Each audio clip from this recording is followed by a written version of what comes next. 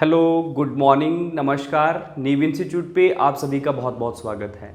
आज के इस सेशन में हम इंडियन पॉलिटी की क्लास नंबर 80th को आगे डिस्कस करेंगे। इससे पहले इंडियन पॉलिटी के ऊपर लगातार 17 लेक्चर्स आ चुके हैं और मैं उम्मीद करता हूं कि वो सारे लेक्चर्स आपके बढ़िया से तैयार हो चुके होंगे।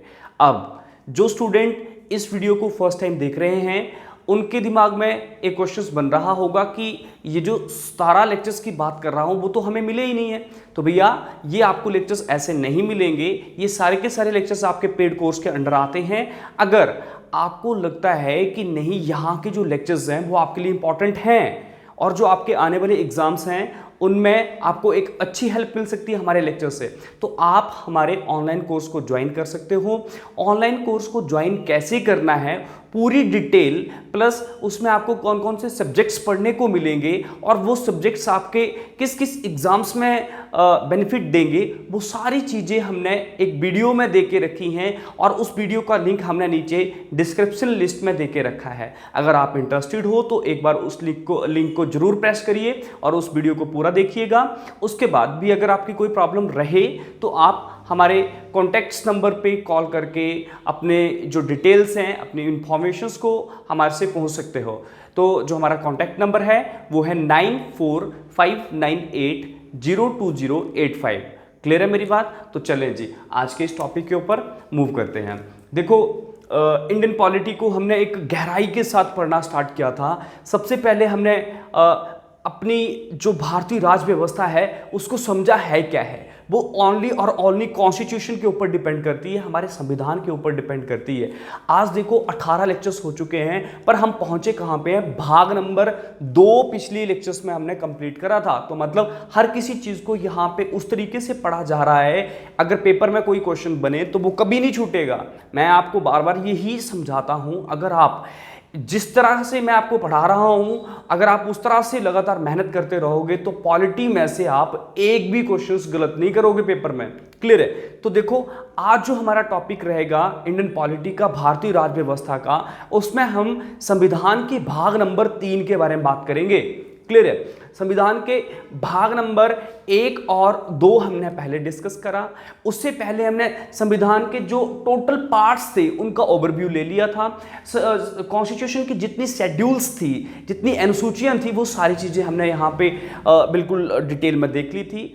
अगर आपको इन चीजों के बारे में नहीं पता है कि संविधान क्या है, अनुसूचियां भाग ये क्या है, अनुच्छेद क्या है, तो एक बार फर्स्ट लेक्चर से जाके आप चीज़ों को देखना स्टार्ट करें, क्योंकि जो हमारे सीक्वेंस में लेक्चर है फर्स्ट 6 लेक्चर्स आपको एक सीक्वेंस में मिलेंगे और वो बिल्कुल फ्री थे। क्लियर है? आप उनको देख सकते हो कि पॉलिटी कैसे आगे बढ़ रही है, तभी आपको आज का लेक्चर समझ आएगा। चले जी आज के इस टॉपिक को कंटिन्यू करते हैं। संविधान का भाग नंबर 3 मोस्ट इंपॉर्टेंट, हर किसी एग्जाम की बात करूं मैं, जो एसएससी लेवल के एग्जाम्स होते हैं ना, जिसमें आपके पास पॉलिटिक्स, हिस्ट्री, जियोग्राफी इस तरह के सब्जेक्ट्स पूछे जाते हैं ना। मतलब बैंकिंग को छोड़ दो, आप बस एक सब्जेक्ट को छोड़ दो, एक पेपर को छोड़ दो, एक फील्ड को छोड़ दो, बैंकिंग को। बैंकिंग के अलावा आप जितने भी एग्जाम्स देते हो ना, गारंटी की बात मैं करता हूं कि भैया यहां से हर किसी एग्जाम में 2 से 3 क्वेश्चंस आज तक पूछे ही गए हैं और आगे भी पूछे ही जाएंगे। तो इंपॉर्टेंट टॉपिक है आपके पास ये पार्ट नंबर 3, ये भाग नंबर 3 जिसको बोला जाता है संविधान का भाग नंबर 3। क्या था ये? मौलिक अधिकार। क्या नाम है? मौलिक अधिकार। मौलिक अधिकार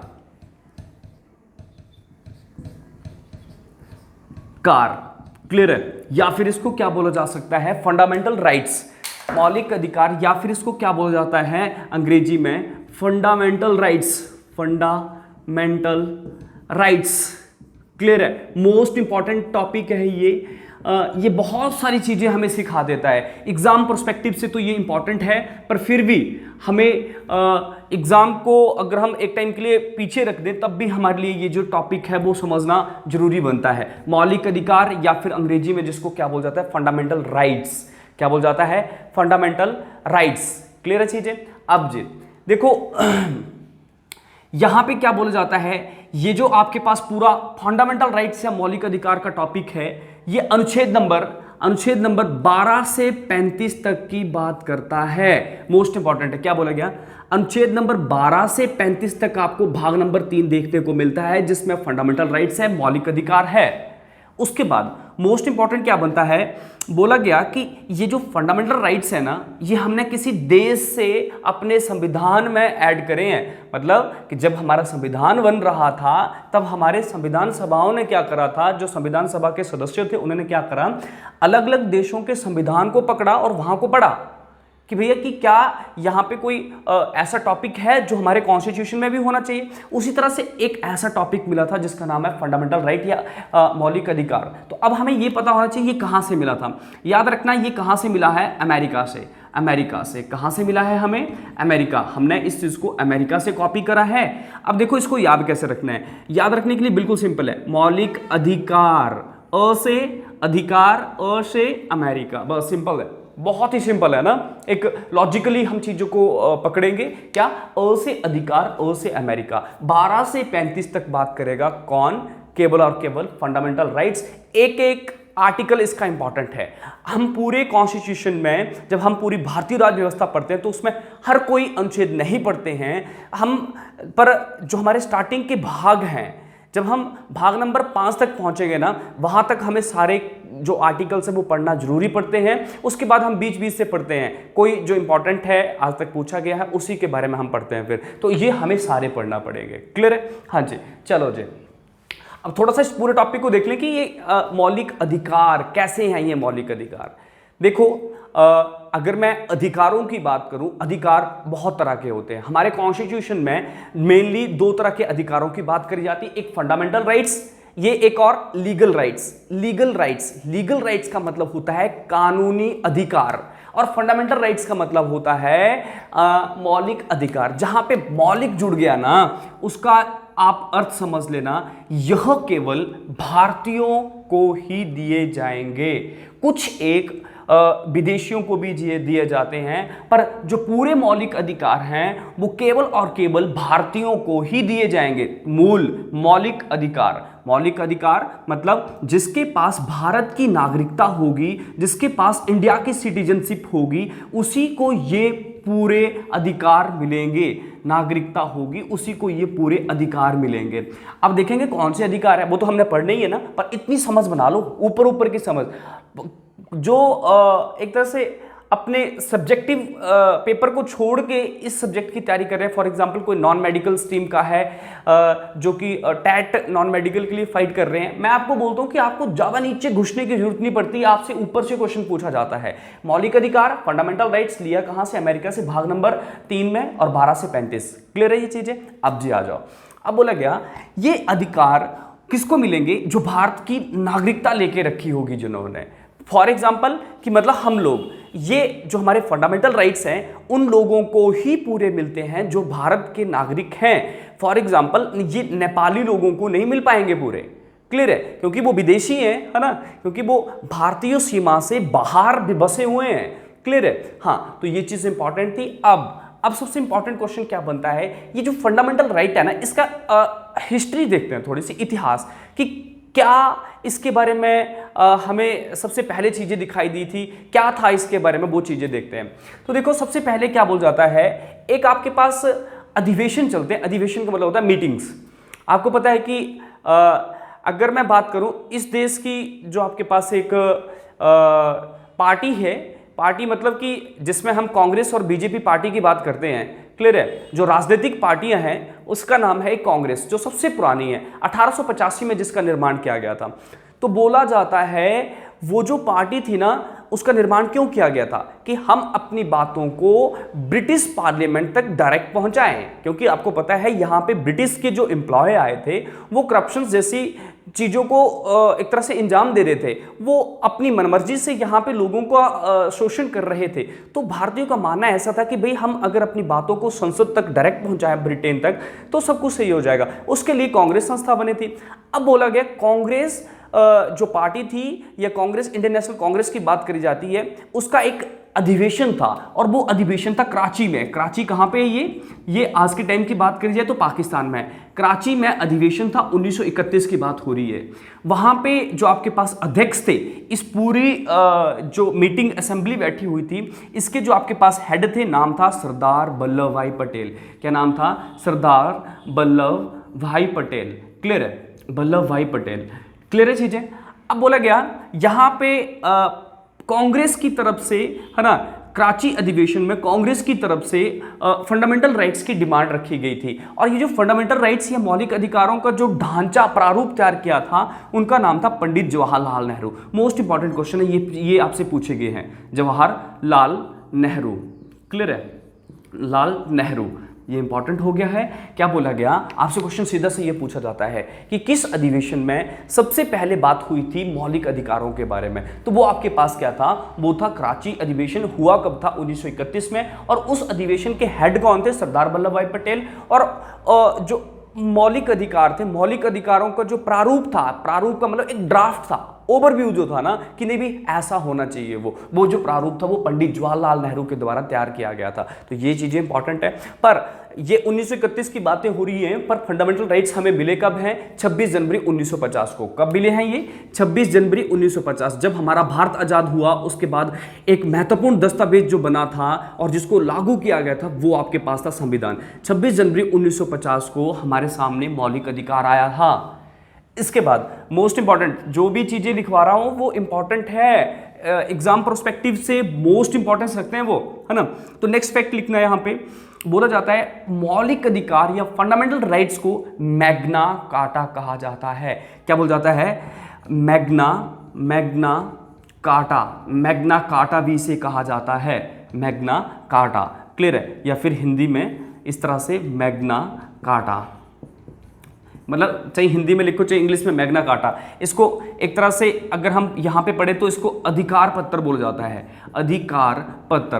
देखो हुआ क्या कि अगर मैं अपनी कॉन्स्टिट्यूशन की बात करूं, कॉन्स्टिट्यूशन पे जो सबसे अधिक प्रभाव दिखाई देता है वो किसका दिखाई देता है, 1935 भारत सरकार अधिनियम का। क्लियर है, तो मतलब 1935 का अधिनियम क्या था, वो था ब्रिटिश लोगों के द्वारा तैयार किया गया भारतीयों के लिए एक छोटा संविधान मान लो। क्लियर है, तो उसी को हम बोलते हैं भारतीय सरकार अधिनियम 1935। तो यहां पे क्या बोला गया, अगर मैं ब्रिटेन के कॉन्स्टिट्यूशन की बात करूं ना, ब्रिटेन के संविधान की बात करूं, वहां पे लोगों से जुड़े हुए अधिकार जो हैं वो वहां पे आपके पास टॉपिक बनाता है मैग्ना कार्टा। मतलब ब्रिटेन की संसद में जो आपके पास एक संविधान है, ये ब्रिटेन का जो अपना एक संविधान है, उसमें जो लोगों से जुड़े हुए अधिकार हैं, जो फ्रीडम है, उस पूरे टॉपिक को इकट्ठा करके नाम दिया जाता है मैग्ना कार्टा। अधिकार पत्र मतलब जिसमें बहुत सारे अधिकार हैं, है ना। मैग्ना कार्टा क्या है, एक तरह का अधिकार पत्र। और ये शब्द कहां पे यूज किया गया था, ब्रिटेन पार्लियामेंट में, ब्रिटेन कॉन्स्टिट्यूशन में। तो अब उसी तरह से अगर हम देखें तो भारत के जो अधिकार है, भारतीय लोगों के लिए और जो अधिकार है वो कहां पे दिखाई देते हैं, फंडामेंटल राइट्स में। इसीलिए इसको क्या बोल जाता है, मैग्ना कार्टा भी बोल जाता है। भारतीय संविधान का मैग्ना कार्टा किसे कहा गया है, मौलिक अधिकारों को। मोस्ट इंपॉर्टेंट है। क्लियर है, नेक्स्ट अब आ जाओ, बोला गया अगर मैं फंडामेंटल राइट्स की बात करूं, टोटल थे 7। जब संविधान लागू किया गया टोटल थे 7। कितने थे, 7, पर अब हैं 6। प्रेजेंट टाइम पहले थे कितने, 7, अब प्रेजेंट में कितने हैं, वर्तमान में कितने हैं, वो है 6।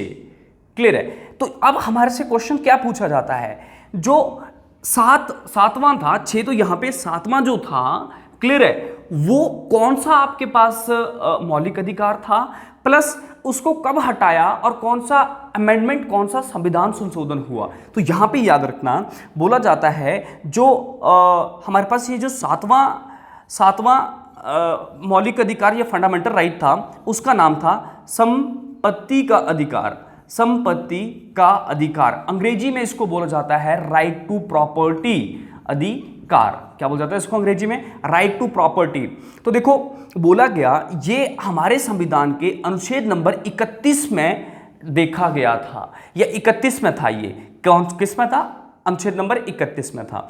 बाद में हमारे संविधान जो करता थे या फिर जो हमारे जो पार्लियामेंट मेंबर्स रहते हैं, उन्होंने क्या किया था, 44th अमेंडमेंट करी, 44th अमेंडमेंट करी। क्लियर है, और उसकी डेट की बात करी जाए तो वो थी 1978। 44वां संविधान संशोधन 1978 में हुआ। और इसके तहत क्या किया गया, ये जो संपत्ति का अधिकार था मौलिक अधिकारों में, उसको यहां से शिफ्ट कर दिया गया, उसको यहां से उठा लिया। क्लियर है, तो जब उसको उठाया तो उसके बाद उसको रखा कहां पे, अब वो 300A, अनुच्छेद नंबर 300A या आर्टिकल नंबर 300A में उसको रखा गया है और बोला जाता है अब वो एक मौलिक अधिकार नहीं है, वो एक लीगल राइट है, कानूनी अधिकार है। लीगल राइट है क्या, प्रॉपर्टी या फिर राइट टू प्रॉपर्टी। क्लियर है चीजें, मोस्ट इंपॉर्टेंट। ये जितना भी ब्लैक बोर्ड में यहां पे भर रहा हूं ना, एक एक शब्द जो यहां से निकल रहा है वो सारा आपके लिए इंपॉर्टेंट या महत्व है उसका। क्लियर है, तो ये चीज इंपॉर्टेंट है। क्या बोला गया, संपत्ति का अधिकार 7वां मौलिक अधिकार था, पर वो आपके पास जो था उसको 44वें संविधान संशोधन 1978 में निकाल दिया गया और उसको अब रखा कहां पे गया है, अनुच्छेद नंबर 300A में। और अगर मैं उस टॉपिक की बात करूं तो वो आपके पास अब बनता है लीगल राइट्स। तो पेपर में तो यही चीजें बन जाती है भाई, कौन सा संविधान संशोधन हुआ जिसके तहत इसको हटाया गया और है कहां पे वो अब। क्लियर है, अब तो ये चीज क्लियर हो रही है। तो याद रखना, ये जो संपत्ति का अधिकार है, संपत्ति के अधिकार को अब निकाल दिया गया है। इसकी वजह से जो हमारा संविधान है, संविधान में अनुच्छेद नंबर 31 जो है वो खाली हो चुका है। क्या बोला गया, अनुच्छेद नंबर 31 जो है वो खाली है, मतलब अब इसमें कुछ नहीं है अभी तक। क्लियर है, इसके बाद आप याद रखना, बोला जाता है कि हमारे संविधान में ना एक और चलो इतनी चीज रख लो, मतलब एक जिन्होंने बढ़िया से पढ़ाई करी होगी ना उनको पता होगा, एक 19F है, 19F, अनुच्छेद नंबर 19F की बात करें, वो भी संपत्ति से संबंधित था, उसको भी 44वें संविधान संशोधन 1978 में निकाल दिया गया था। मतलब जब संपत्ति का अधिकार यहां से निकाला तो यहां से भी निकाल दिया था। देखते हैं आगे आगे आएगी सारी चीजें। तो देखो ये इंपॉर्टेंट थी सारी चीजें और मैं उम्मीद करता हूं कि इतनी चीजें आपको बढ़िया से समझ आ चुकी होंगी। अब जी आ जाओ अपने टॉपिक के ऊपर। हमारे प्रेजेंट टाइम में कितने अधिकार हैं, वो हैं कितने, 6, पहले थे 7, और वो कौन कौन से आपके पास थे, वो अभी हम देखेंगे कि कौन कौन से आपके पास फंडामेंटल राइट्स हैं, कौन कौन से आपके पास अधिकार हैं। ये जो भैया हमारे अधिकार है ना, बोला जाता है कि जब हम पैदा होते हैं ना उसी में से हमें मिलना आरंभ हो जाते हैं। हमें इनको लेने के लिए कोई अर्जी नहीं देने पड़ती है या कोई हमें लिखित रूप में कोई एप्लीकेशंस नहीं देने पड़ती है। जिसके पास भारत की नागरिकता होगी उसको स्टार्टिंग से ही ये अधिकार खुद ब खुद मिलेंगे। अगर बोला जाता है इन अधिकारों को हमारे से कोई छीनता है, जबरदस्ती इसके ऊपर कोई लगातार प्रेशर बना रहा हो, तो उसके विरोध में हम सुप्रीम कोर्ट का जो आपके पास उच्च न्यायालय है या सर्वोच्च न्यायालय जिसको हम बोलते हैं, उसका जो दरवाजा है खटखटा सकते हैं। सिंपल सी कहानी क्या है, देखो हमारे 6 फंडामेंटल राइट्स कौन कौन से हैं। नंबर 1 पे लिखना, नंबर 1 पे जो है समता या फिर समानता का अधिकार। समता, एक एक चीज देखना ना, समता या फिर समानता का अधिकार, समानता का अधिकार। भैया इससे ऊपर कुछ भी नहीं है ना। फंडामेंटल राइट्स जितना आपको पढ़ाया जा रहा है, आप जिस मर्जी बुक में पढ़ना, जिस मर्जी टीचर से पढ़ना, इससे ऊपर कभी भी कुछ नहीं है। समता या फिर समानता का अधिकार, इसको इंग्लिश में राइट टू इक्वालिटी भी बोला जाता है। क्या बोला जाता है, right to equality. Equality, equality का मतलब क्या होता है, माँ बाप के लिए जो बच्चे होते हैं वो बराबर होते हैं ना, उसी तरह से समझाया जाता है। यहाँ पे भारत में जितने भी आपके पास जो कम्युनिटीज हैं, जितने भी आपके पास जाति पाति है, सब बराबर हैं, कोई भी यहाँ पे बड़ा छोटा नहीं है। संविधान में हर किसी को बराबर का दर्जा दिया गया है, समता या समानता जिसको आप समझ रहे हो। नेक्स्ट था स्वतंत्रता का अधिकार। स्वतंत्रता का अधिकार, स्वतंत्रता का अधिकार मोस्ट इंपॉर्टेंट है। राइट टू फ्रीडम जिसको आप अंग्रेजी में पढ़ते हो, स्वतंत्रता का अधिकार। क्लियर है। उसके बाद आप यहाँ पे लिखना शोषण के विरुद्ध अधिकार, शोषण के विरुद्ध अधिकार, के विरुद्ध अधिकार। क्लियर है। उसके बाद बोला गया नंबर 4 पे यहाँ पे लिखना, बोला गया धार्मिक स्वतंत्रता का अधिकार। एक एक चीज को बढ़िया से समझेंगे, बस आप साथ में बने रहें। अगर आपको ये वीडियो सेशन अच्छा लगता है तो इसको ज़्यादा से ज़्यादा लोगों में शेयर करो। धार्मिक स्वतंत्रता का अधिकार, स्वतंत्रता का अधिकार, स्वतंत्रता का अधिकार। उसके बाद था बोला जाता है नंबर 5 पे यहाँ पे लिखना आप संस्कृति एवं शिक्षा संबंधित अधिकार, संस्कृति एवं शिक्षा संबंधी अधिकार, शिक्षा संबंधी अधिकार। उसके बाद लास्ट लिखना नंबर 6 पे संवैधानिक उपचारों का अधिकार, संवैधानिक उपचारों का अधिकार, उपचारों का अधिकार। भाई टॉपिक बड़ा है, लेंथी है, एकदम से नहीं चीज़ें पढ़ी जाती है ना, एकदम से चीज़ों को नहीं खाया जाता, स्टेप बाय स्टेप काम होता है ना। तो मतलब आपने ऐसा नहीं कि भाई हाँ जल्दी जल्दी से काम करना है, चीज़ों को समझते चलो। समता या समानता का अधिकार, अंग्रेजी में इसको बोल जाता है राइट टू इक्वालिटी। समझते हैं आगे फिर। स्वतंत्रता का अधिकार, right to freedom, right to exploitation है ना, शोषण के विरुद्ध अधिकार, धार्मिक स्वतंत्रता, राइट टू रिलीजन्स, उसके बाद संस्कृति एवं शिक्षा से संबंधित अधिकार, राइट टू एजुकेशन, उसके बाद संवैधानिक उपचारों का अधिकार, राइट टू रेमेडीज। क्लियर है चीजें? हाँ, तो चलो जी अब इस पूरे टॉपिक को बढ़िया से देखते हैं। और एक और था, वो कौन सा था? सातवां था, नाम था संपत्ति का अधिकार। उसको नहीं पढ़ रहे क्योंकि वो खत्म है, उसके बारे में हमें कुछ नहीं पढ़ना है। नेक्स्ट, समता या समानता का अधिकार। देखो ये अनुच्छेद नंबर 14 से 18 तक बात करता है, मोस्ट इंपॉर्टेंट है। आर्टिकल नंबर 14 से 18 तक कौन बात करेगा? समता या समानता का अधिकार। स्वतंत्रता के अधिकार की बात करूं, अनुच्छेद नंबर 19 से 22 तक की बात करता है।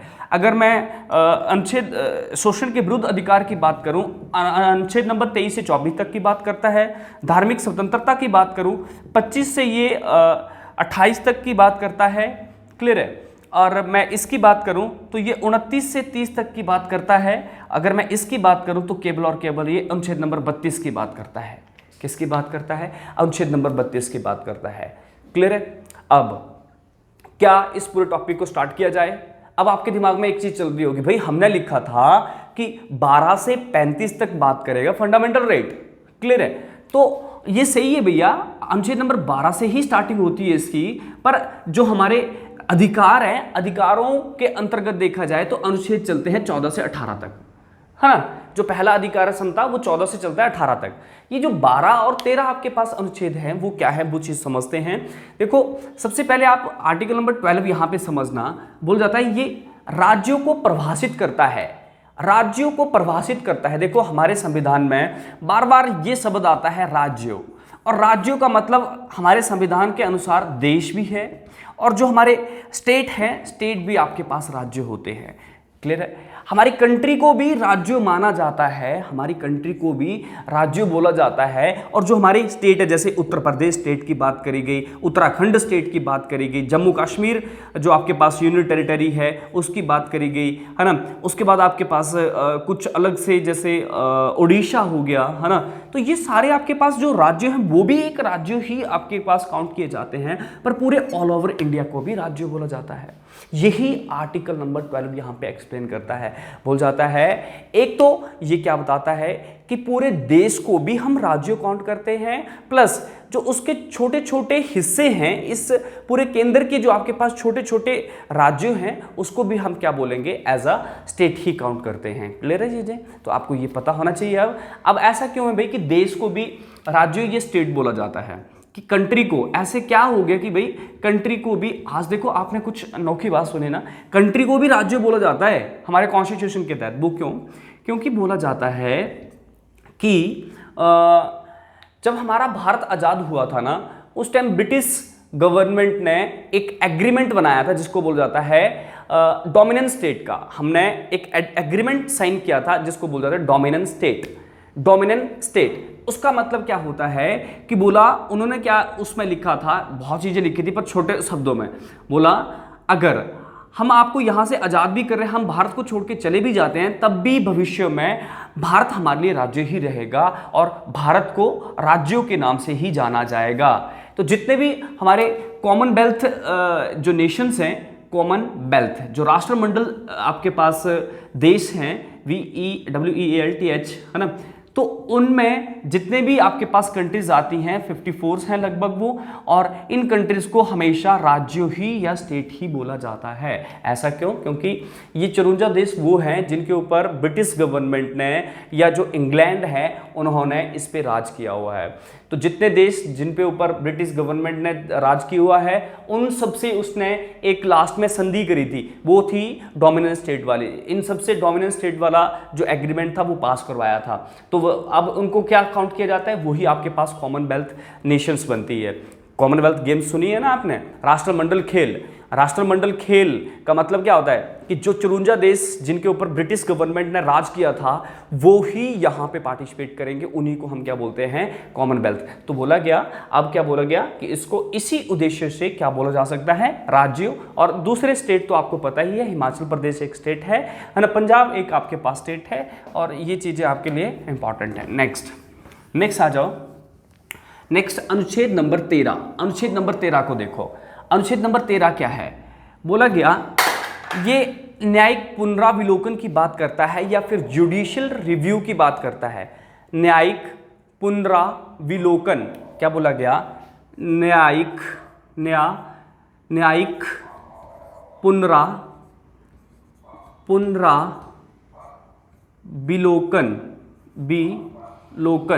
है ना, या फिर इसको हिंदी में क्या, अंग्रेजी में क्या लिखा जाता है, जुडिशियल रिव्यू।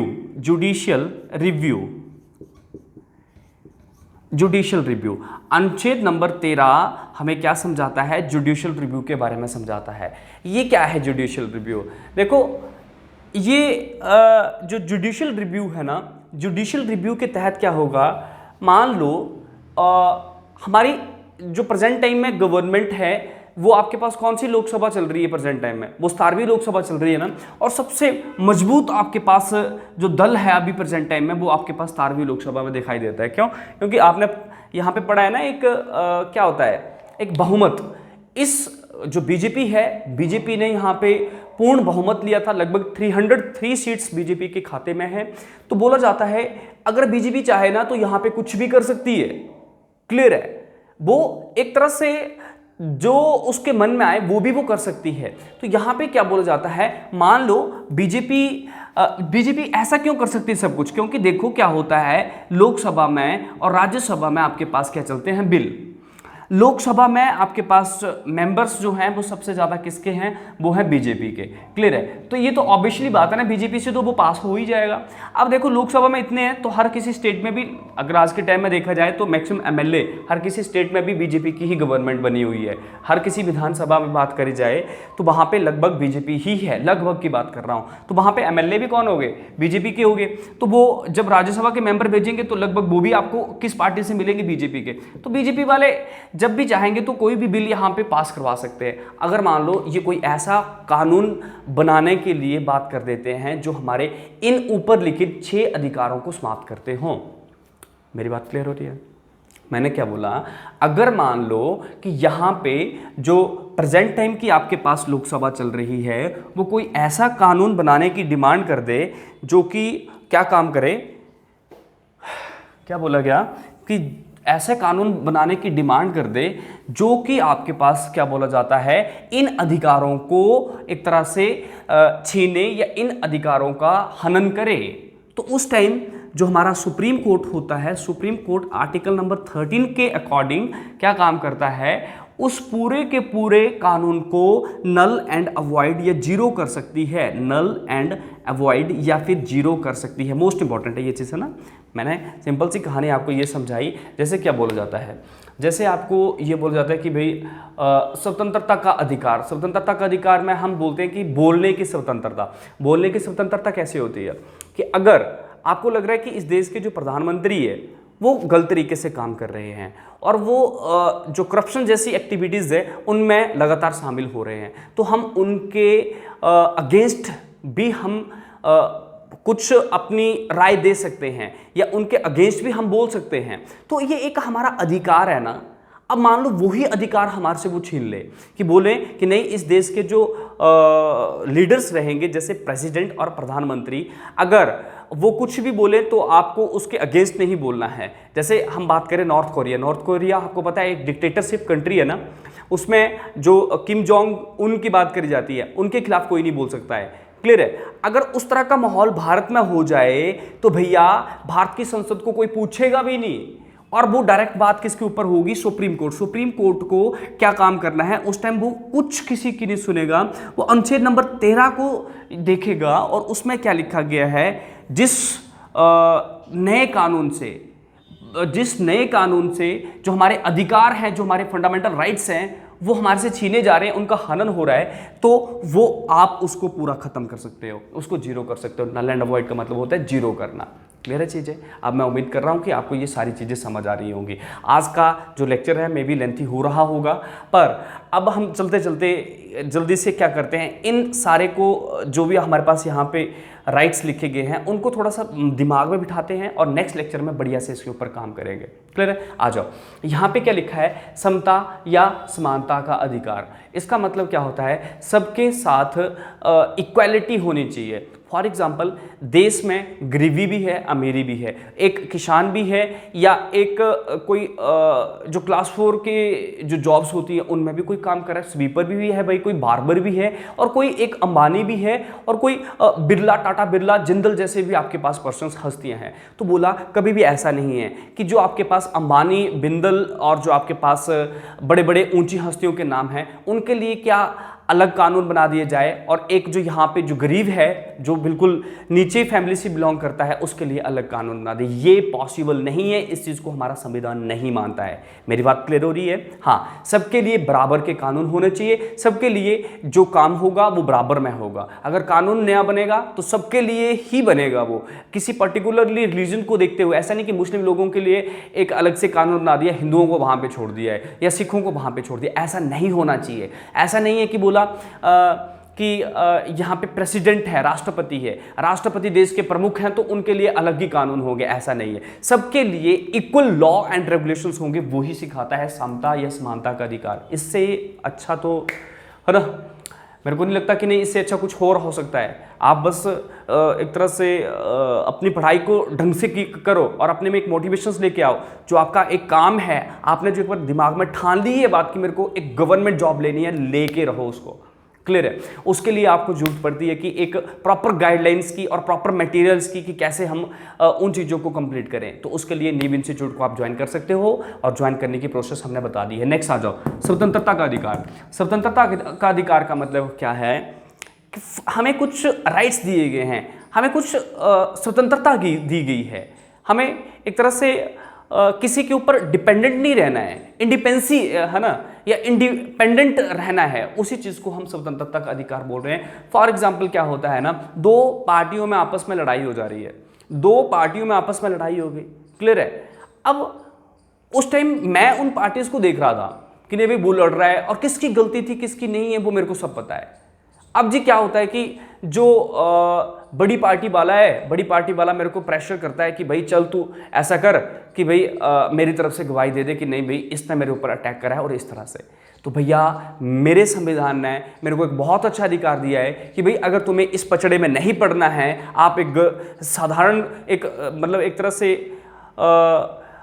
एक प्रतिष्ठित परिवार से संबंध रखते हो, एक सही वाले परिवार से संबंध रखते हो, एक अच्छी सभ्य परिवार से संबंध रखते हो, तो आप इन लफड़ों में ना पड़ो। तो उस टाइम क्या बोला गया है, मेरी मर्जी है, मेरी मर्जी है, मैं गवाही दूं या ना दूं।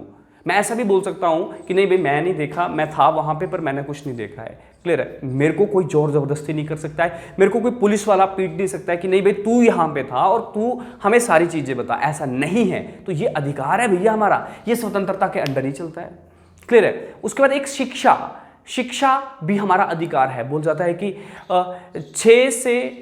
0 से 6 वर्ष के बच्चों को, या 6 से 14 वर्ष के बच्चों को, याद रखना 6 से 14 है, 6 से 14 वर्ष के बच्चों को free and compulsory education provide किए जाए, वो भी हमारे अधिकार है। इसमें आपके पास और भी अधिकार है, राइट टू एक्सप्रेशंस, मेरे को बोलने की आज़ादी है भाई, मैं जिसके खिलाफ भी बोलना चाहूँ मैं बोल सकता हूँ। इस देश के राष्ट्रपति जो सबसे फर्स्ट सिटीजन माने जाते हैं इंडिया के, उसके खिलाफ, उनके खिलाफ भी मैं बोल सकता हूँ। पर शर्त ये है, कंडीशन ये है कि मेरे को सभ्य शब्दों का यूज करना पड़ेगा। सभ्य शब्द मतलब कि जो वर्ड इस समाज में सुने जाते हैं और बोले जाते हैं उन्हीं का प्रयोग करना पड़ेगा। गाली गलौज नहीं कर सकता मैं उनको। अगर ऐसा करता हूं तो वो एक तरह से अपराध माना जाएगा, वो हमारे ऊपर केस करके हमें पेनल्टी ठोक सकते हैं। नेक्स्ट, शोषण के विरुद्ध अधिकार। शोषण, मैं काम नहीं करना चाहता हूं कहीं पे, फॉर एग्जाम्पल मैं किसी